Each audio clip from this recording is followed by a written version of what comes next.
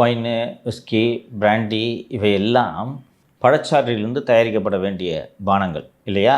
வெறும் கரும்பு மொலாசஸ் மற்றும் கெமிக்கலில் தயாரித்தால் அது உடலுக்கு நல்லதா?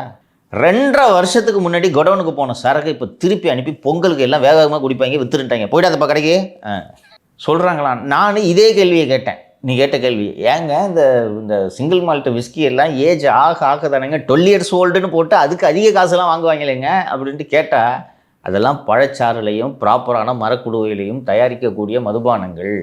வெறும் ஸ்பிரிட்டு மொலாசஸை கலந்தாங்கன்னா என்னங்க ஆகுன்னு சொல்லிட்டு அந்த டாஸ்மாக் ஊழியர் சங்கத்தை சேர்ந்தவர் சில புகைப்படங்களை அனுப்பினார். அதை பார்த்தாவே நம்ம இதில் வாயை வச்சா செத்தோம் அப்படின்ற எண்ணத்தை ஏற்படுத்துகிறது. இன்னொன்று, வருஷம் ஆக எவாப்ரேட் ஆகுமா, குவான்டிட்டி குறையுமா.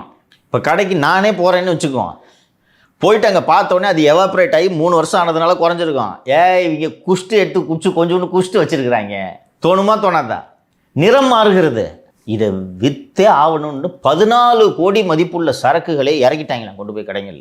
ஒரு அரசு எப்படி இருக்குது பார்த்தியாப்பா? அவனை வச்சு தான் அந்த குடியாரங்க கொடுக்குற காசில் தான்ப்பா கவர்மெண்ட்டே நடத்துறீங்க. நீங்கள் 1000 ரூபாய் கொடுக்குறீங்க.